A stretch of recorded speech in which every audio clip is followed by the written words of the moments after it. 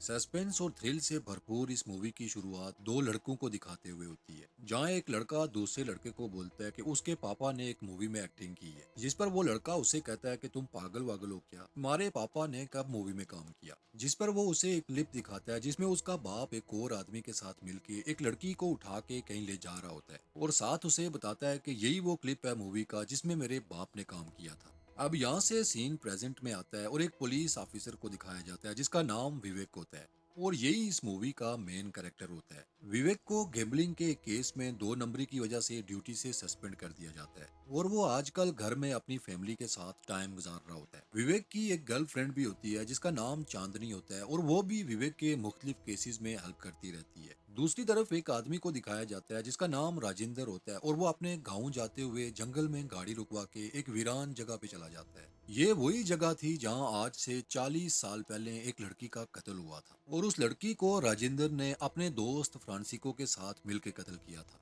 राजेंद्र वहां जाके अपनी फेसबुक लाइव ओपन करता है और लोगों को बताता है कि यहाँ 40 साल पहले हमने एक लड़की को कत्ल किया था, जिसके बदले में हमें ढेर सारा पैसा मिला था जिससे हमारी जिंदगी बदल गई थी। हमने समझा था कि शायद कुछ अरसे बाद लोगों को इस कत्ल का पता चल जाएगा, लेकिन आज 40 साल गुजर गए लेकिन किसी को भी इस कत्ल के बारे में कुछ भी पता नहीं चला। और साथ ये भी बताता है कि इस कत्ल में उसके साथ उसका दोस्त फ्रांसिको भी था, जो आजकल एलास ज्वेलरी का ऑनर है। ये सब बताने के बाद वो खुद को शूट कर देता है और जैसे ही गोली की आवाज आती है उसका ड्राइवर चौंक जाता है और भागता हुआ वहां पहुंचता है। कुछ देर बाद मीडिया भी वहां पहुंच जाता है और राजेंद्र की आखिरी फेसबुक वीडियो को लेके रिपोर्टिंग शुरू कर देता है। वहीं विवेक, जिसकी सस्पेंशन खत्म होने के बाद उसी गांव में ट्रांसफर की जाती है, वो भी अपनी टीम के साथ पहुंच जाता है और एक क्रेन के साथ उस जगह पे खुदाई शुरू करवा देता है, लेकिन उन्हें वहां कुछ भी नहीं मिलता। अब थोड़ी देर बाद वहां बारिश शुरू हो जाती है और बारिश के पानी के साथ वहां इंसानी जिस्म की एक हड्डी तैरती हुई आती है, जिसके बाद वहां और खुदाई शुरू करते हैं जहां से उन्हें एक स्केलेट मिलता है और एक पायल भी मिलती है। अब विवेक इस इंसानी ढांचे को साथ लेके जाता है और फ्रांसिक के बाद उन्हें पता चलता है कि ये बॉडी किसी लड़की की है।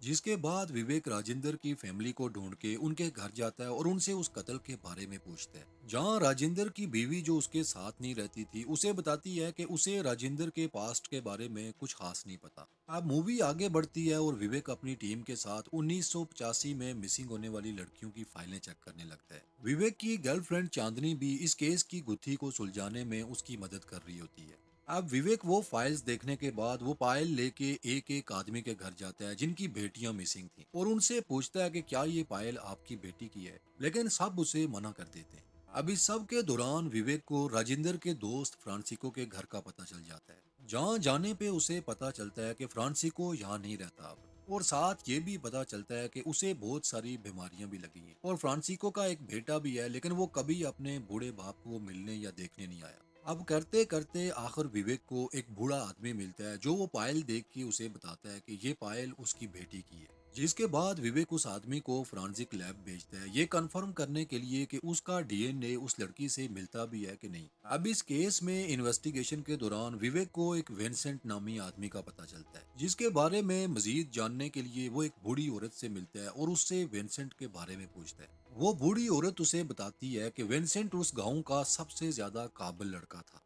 वो बहुत ज्यादा इंटेलिजेंट था और पूरा गांव उसके बारे में कहता था कि ये लड़का आगे जाके बहुत बड़ा आदमी बनेगा।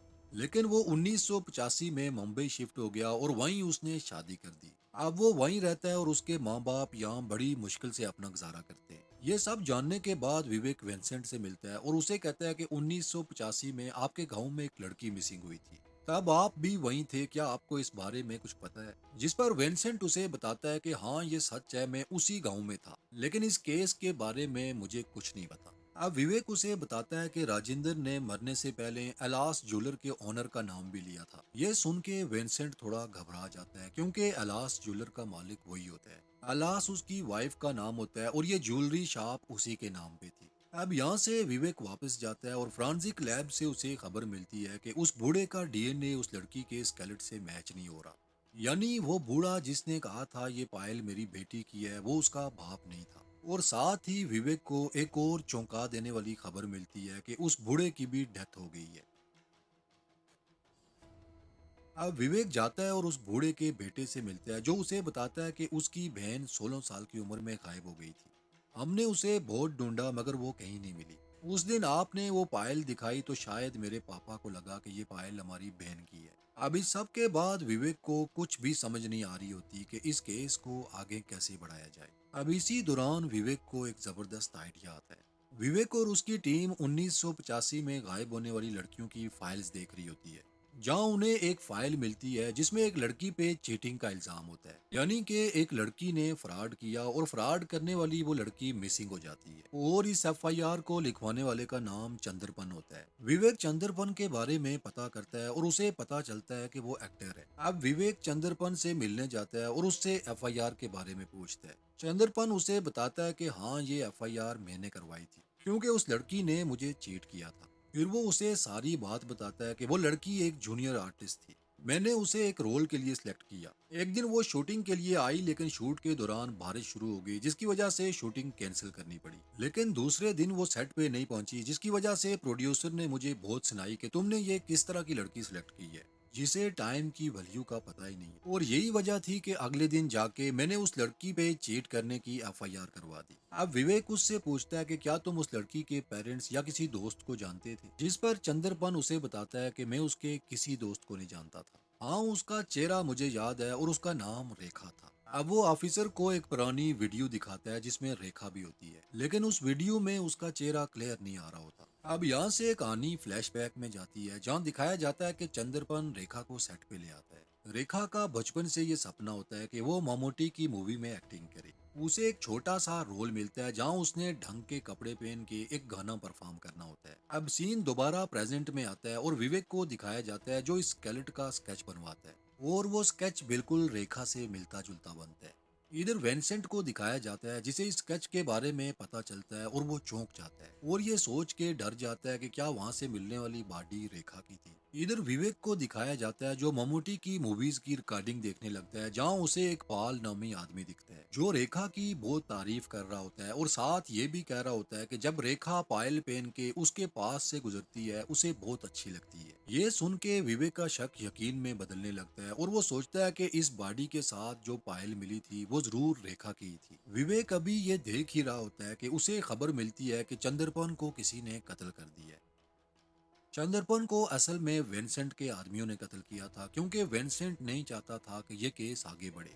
अब विवेक को भी विंसेंट पे शक होने लगता है लेकिन विवेक के पास विंसेंट के बारे में कोई भी सबूत नहीं होता, जिसकी वजह से वो उसके खिलाफ कोई कार्रवाई भी नहीं कर सकता था। अब दिखाया जाता है कि इस स्केल्टन की हर तरफ चर्चा हो रही होती है जिसके बाद उस केस को सीबीआई के हवाले कर दिया जाता है और विवेक को इस केस से हटा के ट्रैफिक पुलिस में डाल दिया जाता है। विवेक समझ जाता है कि इस सब के पीछे जरूर विंसेंट का हाथ है, लेकिन वो कर कुछ नहीं पाता क्योंकि उसके पास सबूत कोई नहीं होता। इधर सीबीआई वाले वो स्केल्टन और सारे सबूत अपने साथ लेके चले जाते हैं। विवेक ये सब देख के बहुत दुखी हो जाता है और अब अपनी तरफ से दोबारा इस केस की इन्वेस्टिगेशन स्टार्ट करता है। अब विवेक जाके एक पत्रकार से मिलता है जिसने 1985 में ममूटी सर का इंटरव्यू किया था और उससे उनके बारे में पूछता है, जहां वो उसे उनके बारे में बताता भी है और साथ तब ली गई एक पिक्चर भी दिखाता है जिसमें स्टेज पे बहुत सी नन्स इकट्ठी खड़ी थी जिनमें एक रेखा भी होती है। अब विवेक उनके बारे में खोज लगाता है और उस पिक्चर में मौजूद एक नन का विवेक को पता मिल जाता है।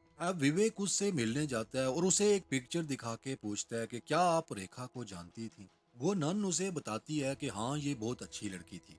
फिर उसे पूरी डिटेल बताती है कि मेरी उससे मुलाकात ममूटी सर के सेट पे हुई थी, वहीं हमारी दोस्ती भी हो गई थी और रेखा ने मुझे बताया कि वो एक जूनियर आर्टिस्ट है लेकिन उसकी जिंदगी का सपना है कि वो ममूटी सर की मूवी में मेन हीरोइन का रोल करे। उसी सेट पे रेखा की और नन की जान पहचान भी हो जाती है और रेखा उस नन को अपने साथ कॉन्वेंट में ले जाती है जहाँ पहुँच के वो लोग सो जाते हैं। लेकिन सुबह जब वो लोग जागते हैं तो उन्हें पता चलता है कि कॉन्वेंट में चोरी हो गई है, किसी ने तिजोरी से सारे पैसे चुरा लिए। अब यहाँ कॉन्वेंट की हेड नन आती है और इस सारे मामले की इन्वेस्टिगेशन के दौरान उन्हें पता चलता है कि आज ही रात कॉन्वेंट में एक नई लड़की भी आई थी जिसका नाम रेखा था और अभी इस टाइम वो यहाँ मौजूद नहीं है। ये पैसे चैरिटी के थे जो इन लोगों ने एक बड़ा हॉस्टल बनवाने के लिए रखे थे, इसलिए वो लोग रेखा पे इसकी एफआईआर भी नहीं करवा सकते थे क्योंकि अगर लोगों को पता चलता कि कॉन्वेंट में चोरी हुई है तो फिर कोई भी इन्हें डोनेशन ना देता।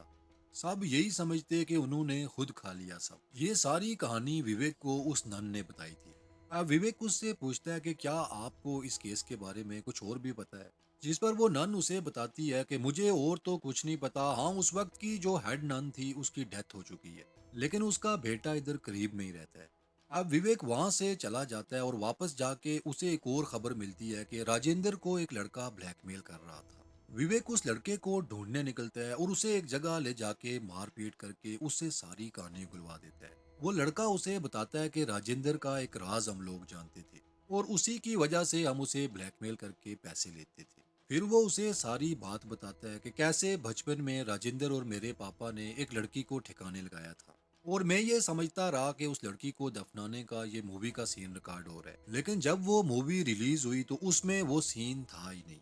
तब मैंने अपने बाप से सारी बात उगलवाई और मुझे पता चला कि राजेंद्र ने मेरे बाप के साथ मिलके किस तरह उस लड़की को ठिकाने लगाया और इसके बदले बहुत बड़ी रकम भी वसूल की, लेकिन मेरे बाप को एक फूटी कौड़ी तक नहीं दी। अब ये सब जानने के बाद विवेक वहां से चला जाता है और अपने सीनियर्स को इस केस के बारे में अब तक की सारी डिटेल्स देता है और उनसे इस केस में फर्दर इन्वेस्टिगेशन की परमिशन लेता है। परमिशन लेने के बाद विवेक सीधा उस एड्रेस पे जाता है जो उस नन ने उसे दिया था, लेकिन वहां पहुंच के उसे एक आदमी की लाश मिलती है, जिसे देख के विवेक को ये शक होने लगता है कि जरूर ये काम विंसेंट ने करवाया है। ये काम विंसेंट करवा रहा था या कोई और, वो जो भी था अभी तक पुलिस से एक कदम आगे रह के खेल रहा था। अब विवेक को कुछ समझ नहीं आ रही होती कि इस केस की गुत्थी को कैसे सुलझाए। वो दोबारा से 1985 की वो तस्वीरें देखना शुरू करता है और उन तस्वीरों में उसे फ्रांसिस भी नजर आता है, जिसके बाद विवेक सीधा फ्रांसिस के पास जाके उससे इसके बारे में पूछता है। पहले तो फ्रांसिस मना करता है कि मैं वहां नहीं था, लेकिन फिर विवेक उसे बताता है कि इस केस से जुड़े दो आदमी पहले ही मारे जा चुके हैं, क्या पता अगली बारी तुम्हारी हो। मैं इसलिए तुमसे पूछ रहा हूँ कि अगर तुम्हारे पास किसी भी तरह की कोई डिटेल है इस केस के बारे में तो मुझे बता दो। जिसके बाद फ्रांसिस मान जाता है कि हाँ वो वहीं था 1985 में। अब यहाँ से कहानी फ्लैशबैक में जाती है और दिखाया जाता है कि 1985 में फ्रांसिको वहीं कॉन्वेंट में पढ़ रहा होता है, जहाँ एक नन प्रतिमा भी होती है, और प्रतिमा और फ्रांसिको मिलके कॉन्वेंट से चैरिटी के पैसों से छोटी मोटी रकम की चोरी भी किया करते थे। अब इन दोनों में दोस्ती भी हो जाती है और एक दिन प्रतिमा की नजर तिजोरी पे पड़ती है जहाँ बहुत बड़ी रकम पड़ी होती है। प्रतिमा इसके बारे में फ्रांसिको को बताती है और उससे मिलके बड़ा हाथ मारने का प्लान करती है। अब प्रतिमा क्योंकि वहीं काम करती थी, वो रात में डिनर में नींद की गोलियां मिला लेती है, जिससे सब लोग गहरी नींद सो जाते हैं। अब आधी रात के टाइम वो लोग तिजोरी से माल चुरा रहे होते हैं कि उसी टाइम रेखा की आंख खुल जाती है। रेखा ने क्योंकि डिनर नहीं किया था इसलिए उसकी आंख खुल जाती है और वो बाहर आती है, जहां वो फ्रांसिको और प्रतिमा को ये रकम चुराते हुए देख लेती है। जिसके बाद प्रतिमा और फ्रांसिको राजेंद्र और फ्रांसिस को ढेर सारे पैसों की लालच देके रेखा को ठिकाने लगाने का काम सौंपते हैं और ये दोनों पैसों की लालच में रेखा को जिंदा दफना देते हैं। अब इस चोरी के बाद सबको यही लगा कि ये काम रेखा ने किया है, तभी वो रातों रात यहाँ से भाग गई। लेकिन इसकी किसी ने एफआईआर नहीं करवाई, इस डर से कि आइंदा फिर इन्हें कोई चैरिटी नहीं देगा।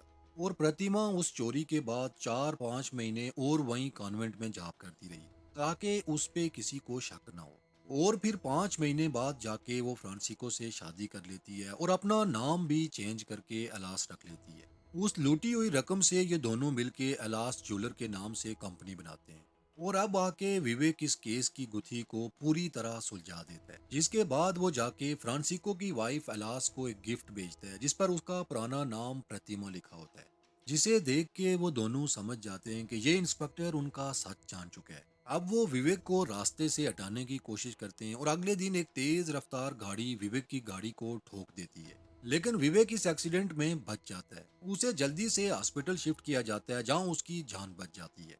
हॉस्पिटल से डिस्चार्ज होने के बाद विवेक उस केस पे दोबारा काम शुरू करता है।